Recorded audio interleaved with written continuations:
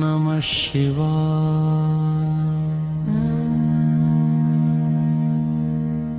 वन्दे गंगाधरं देवं विश्वनाथं सनातनं करुणासागरं शम्भुं भक्तहृद्वासमव्ययम्। जटाजूटे महागंगां धारयन्तं दयानिधिं चन्द्रशेखरमीशानं वन्देऽहं शूलपाणिनम्। कैलासशिखरासीनं व्याघ्रचर्माम्बरावृतं नागहारविभूषाढ्यं ध्यायन्मुक्तिप्रदं शिवम्। त्रिनेत्रदिव्यतेजस्वी नीलकण्ठं कृपाकरं भस्मलेपनसंयुक्तं भजेऽहं परमेश्वरम्। गंगाधर महादेव विश्वनाथ नमोऽस्तु ते। त्वमेव शरणं नित्यं त्वमेव परमं सुखम्। त्वया धृता महागंगा लोकानां हितकारिणी। कथैव मम चित्तेऽद्य भक्तिधारा प्रवाहिता। नमो देवाधिदेवाय नमो भक्तप्रियाय ते। नमो विश्वस्वरूपाय नमोऽनन्तदयानिधे। त्वन्नामामृतधाराभिः सिञ्च मे हृदयं प्रभो। अज्ञानतिमिरं हत्वा ज्ञानदीपं प्रबोधय। शिवशक्तिसमायुक्त सृष्टिस्थित्यन्तकारक त्वमेव जगतां नाथः त्वमेव परमेश्वरः। न मे राज्यं न वित्तं वा न मे कामो मनोरथ। भक्तिमेकां प्रयच्छाशु त्वत्पादाम्भोजसेविनी। गौरीवल्लभ शम्भो त्वं दीननाथ दयानिधे।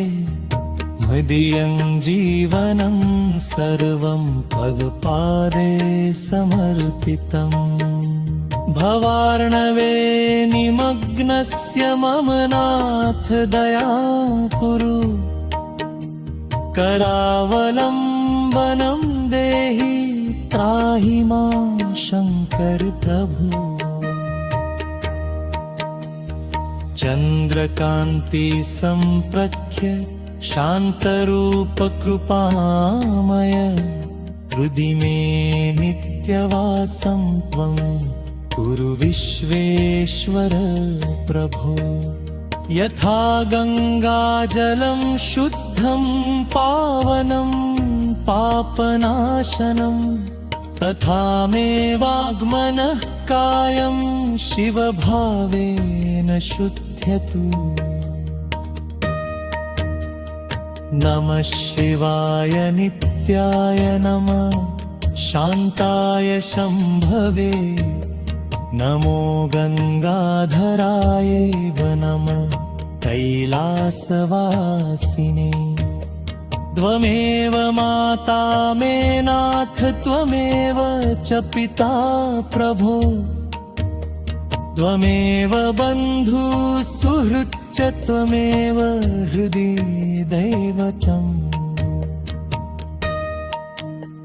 अनन्तकोटिब्रह्माण्डनायकं विश्वपालकं भक्तवत्सलमीशानं वन्दे नित्यं महेश्वरम् करुणामृतवर्षेण सिञ्च मां भक्तवत्सल शोकमोहभयं सर्वं हर मे गङ्गाधर प्रभो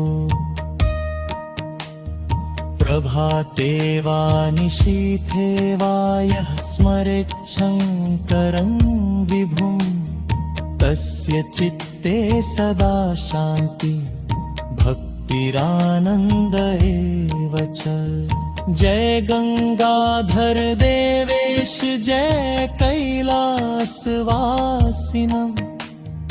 जय करुणया पूर्ण जय विश्वेशु शंकर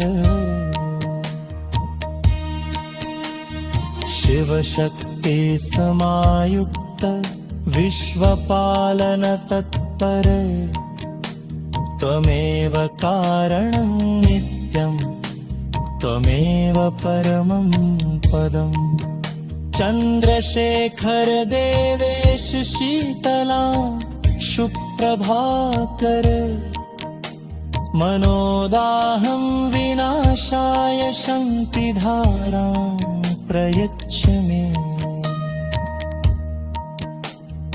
गङ्गाजलस्य बिन्दुना यथा पावनता स्थिरा तथा मे हृदय नित्यम् अत्तिरकरतु नेमला न मे धनं न मे राज्यं न मे स्वर्गस्य कामनं वन्दामस्वर्णं नित्यं मम सम्पद्